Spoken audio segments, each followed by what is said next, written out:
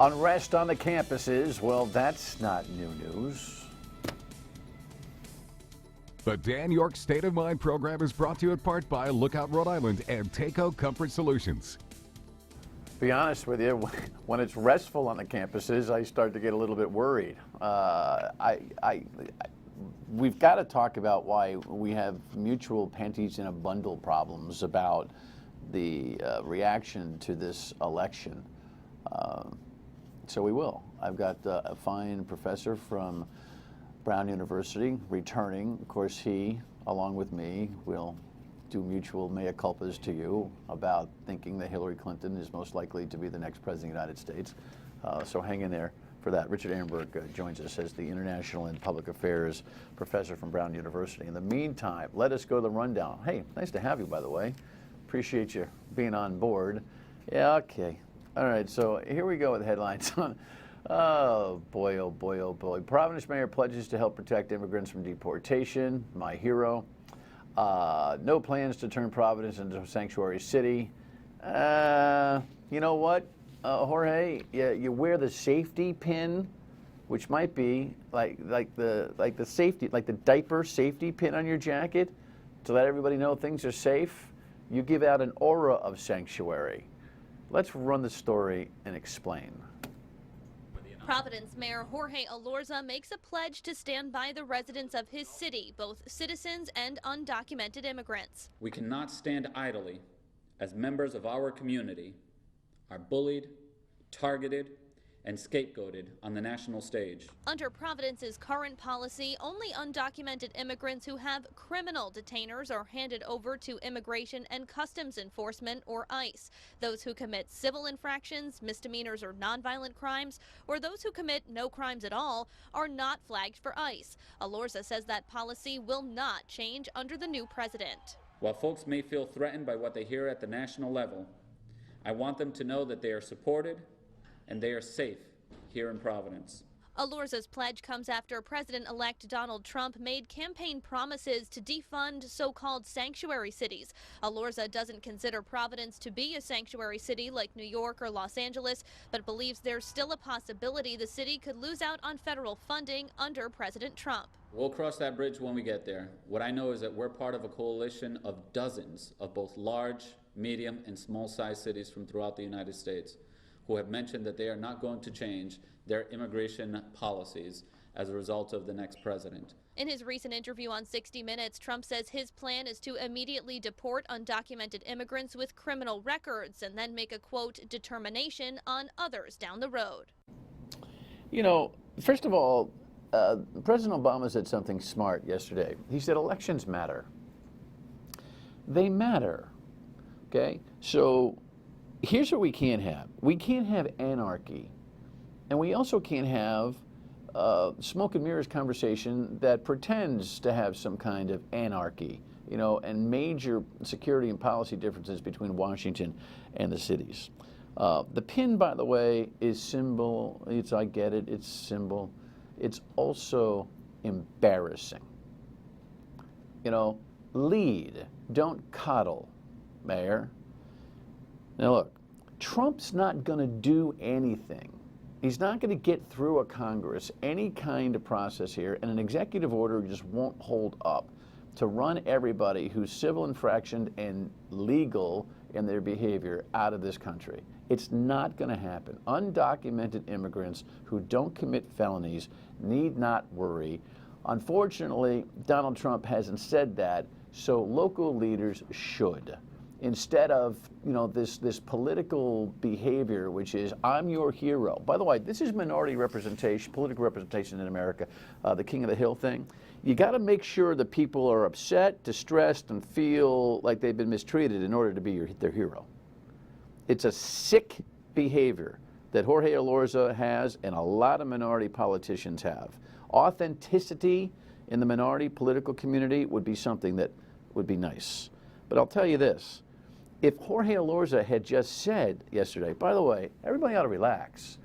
Right now, there's nothing going on that ought to affect your daily lives. Just don't break any major laws. If he had done that, that would be a great message. It's a bunch of nonsense. Right now, nonsense going on at the campuses. Looking forward to my guests' reaction to this. To be honest with you, don't get upset about these kinds of things. The headline, and who cares about me, right? I don't care. You don't care about me. You care about you. Students tear up flags for Veterans Day ceremony. Well, you know, that happens. Brown students tore up throughout American flags at Veterans Day ceremony. Nice to see the Washington Post story.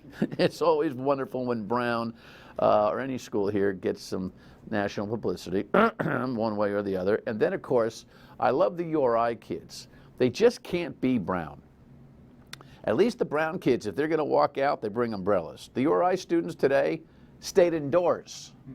They did a walk-in indoors. That's not thinking big when it comes to protest. Oh, my goodness. College campuses will always have this, and they are hardly a litmus test for the pulse of the country. In the meantime, transition turmoil. This is the heart of what we're going to get to today. Look at these headlines. Headline after headline after headline after headline. All right, Trump staff shakeup. Giuliani, Secretary of State. What?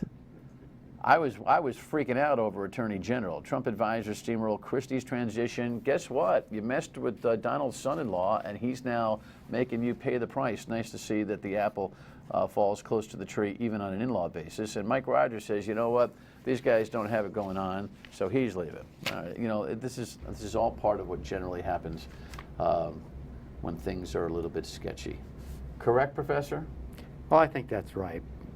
We're yet to see whether this transition will, whether it'll be fair to call this a normal transition. It seems a little bit less organized than the ones we've been used to. Why would that surprise anybody? The whole campaign was a lot less organized than normal. Explain to everybody about your Washington experience. I mean, you're just not whistling Dixie here. You come from the real world. Well, I spent 34 years on Capitol Hill working in the Senate for 3 Democratic senators, Majority Leader George Mitchell, Paul Tsongas from Massachusetts, who I went to Washington with, and then for the last 15 years I was there, Carl Levin from Michigan, chairman of the Armed Services Committee. So you've seen the Beltway behavior. You understand the issues of international and public affairs. Let's get a couple of things and put them aside. You didn't think this was going to happen. No, that's right. I didn't think this was going to happen. That's right. And so you reconcile it how? Well, the first thing I would say is I think there's a tendency to overreact in the wake of an election like this. I mean, after all... Well, we'll get to that part later. Yeah. Tell me about just the actual election result. Have you formulated in your head the reason why? Well, you know, I think I lost the courage of my convictions. You know, very early on, I felt that there were 2 dangers to Hillary Clinton and 2 advantages to Donald Trump. And the first one was that it was going to be very difficult for Hillary Clinton to generate the kind of enthusiasm in the Obama coalition that he did, of course, and that there would be some sort of natural fall off in that coalition, young people, African Americans, so forth, and that she would suffer from that. We didn't know how large it would be. But secondly, that Trump would do better than most Democrats across that Rust Belt northern tier. Now, we've all seen that 20/20 hindsight and so forth. All I'm saying is I thought those were 2 big factors at the outset, and then as I watched the campaign develop, I lost the courage of my convictions, and I kind of went along with the crowd and began to feel that it looked like a rather comfortable victory. There were some key Democrats. How about Joe Biden and how about Bill Clinton, who were feeding to the campaign, we got to get out to the Rust Belt. We got to get out to the Midwest. We got to get out to where Steve Bannon is running Donald Trump around. And it was mostly ignored, and they paid the price for it, didn't they? Yeah, I think that's right. And of course, you know, I mentioned working for Carl Levin. Of course, in Michigan, we've seen this before. You know, that it was the home of what we used to call the Reagan Democrats. And you know, coming out of Macomb County in the Detroit area, and it went very strongly for Trump as well. I mean, that's just one indicator, but you know, on election night, it was very difficult to see that coming. Yeah, I think for a lot of people. Here's the thing: when we come back, we're going to talk about the transition process, because our guest certainly knows a lot about how that all works. And then we'll talk about the recovery. He's had to walk some students off the ledge, figuratively, of course. Stay with us. All right, so everything is about transition right now, and here's the latest. I don't know exactly what all we discussed, but I'll be meeting with just a lot of different people. Alabama Senator Jeff Sessions arrived at Trump Tower this morning, where President-elect Donald Trump and Vice President-elect Mike Pence are meeting later today to discuss cabinet positions. Among the candidates being discussed for Secretary of State, former New York City Mayor Rudy Giuliani and former U.S. Ambassador to the United Nations John Bolton. Former Trump campaign finance chair Steve Mnuchin was recommended as Treasury Secretary. Giuliani, a former prosecutor, is said to be the leading choice for America's top diplomat, but has limited foreign policy experience. Trump transition officials are also asking about having some of Trump's family members get high-level security clearance. His 3 adult children could get access to America's top secrets, but they are also expected to continue running Trump's businesses. That could be a problem for Trump, who criticized Hillary Clinton's ties to the Clinton Charitable Foundation as pay-for-play during the campaign. If they want to drain the swamp, the relationship with the family and the business would be very open and above boards, or the walls between the two would be very high if the President Trump wants to keep faith with the promises he made and all the criticism he leveled during the campaign. Trump has just 9 weeks to fill thousands of administration positions before taking the oath of office. This is going to be a mess.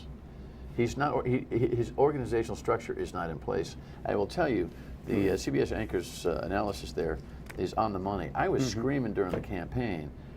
They got to form a family trust, a company trust. They have got to get his business completely, clearly, and this wide separated from the White House. Yeah. You know, the joke is that he'll be impeached in a year. If he's not careful, he'll be impeached in 3 months. It's a disaster waiting to happen. And I mean, you're right about that.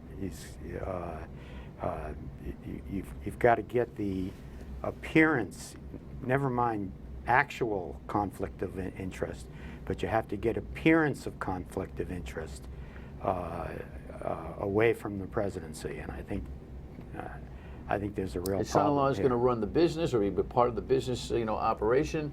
Yet he wants the highest of security clearances to be able to advise on the transition team.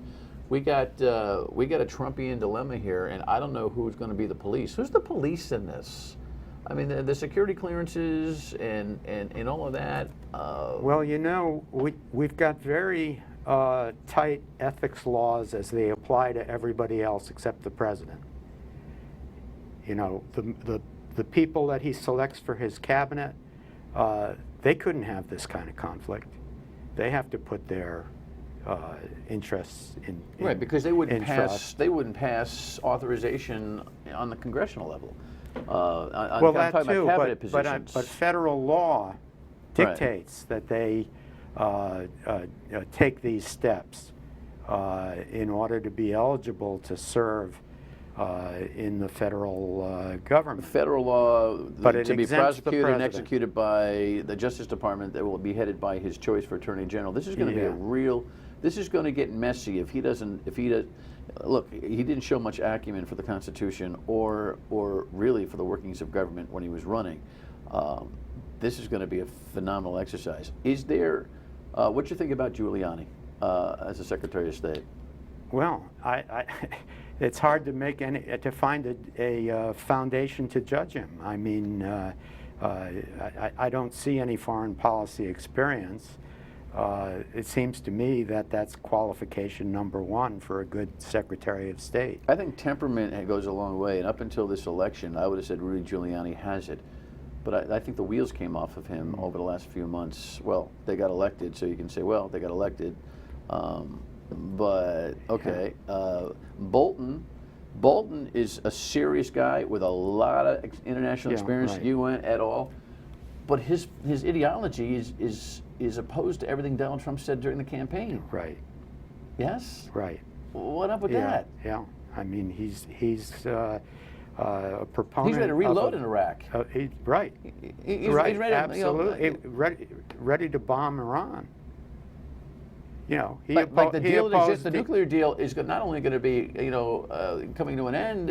We're going to be looking at it in a completely different direction. That's the question. If you're going to tear up that treaty, and Iran is then going to go back on the track forward, be within months of a nuclear weapon, and what's the policy at that point?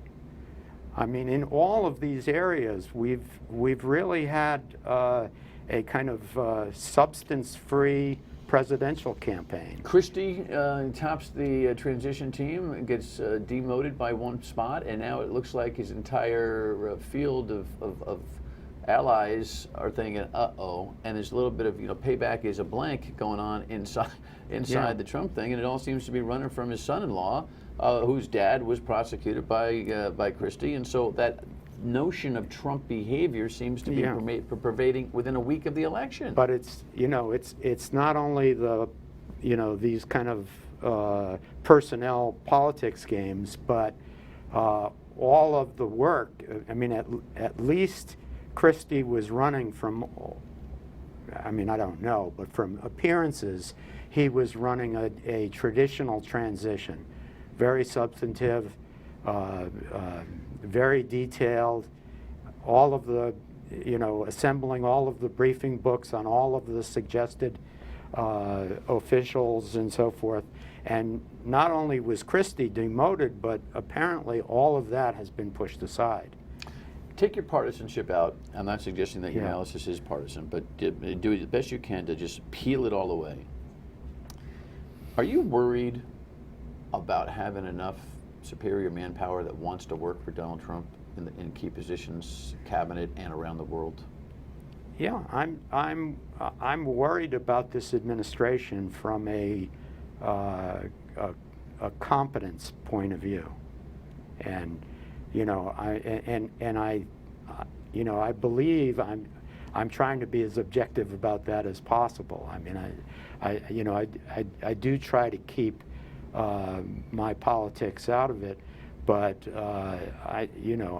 we've had a very ugly, toxic election, which, as I said, has been substance-free. That all, the policies that are laid out there, are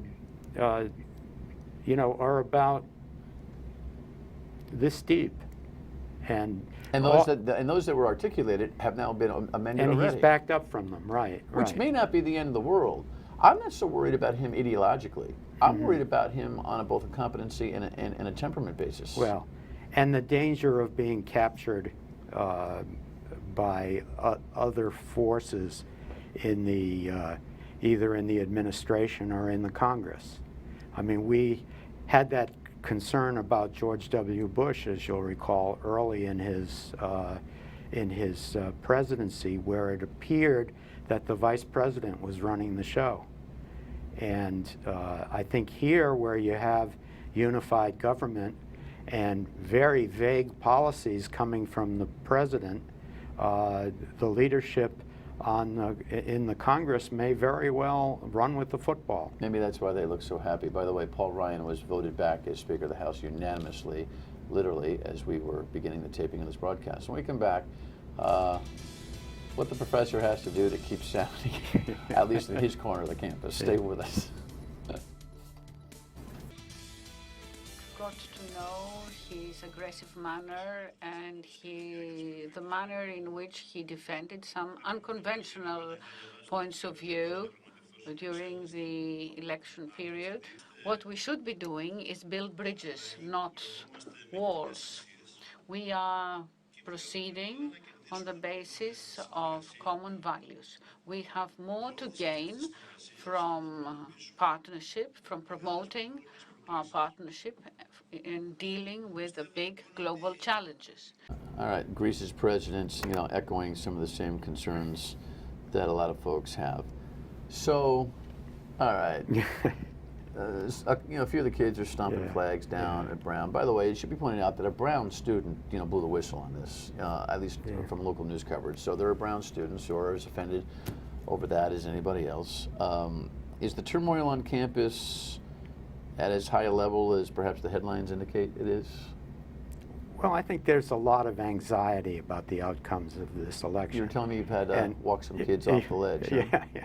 Yes. Seriously, I mean, give me what's the chemistry right now? I think we do see that. I think we see young people having a great deal of difficulty accepting this outcome. For many of them, their whole lives, they've only known one president, Barack Obama.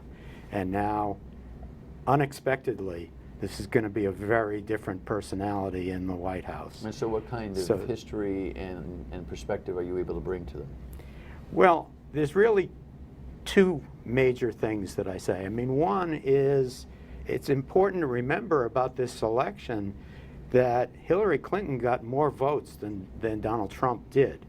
So I'm not throwing the election into question. I mean, the way we do it is through the Electoral College, and that's proper, and he won the election.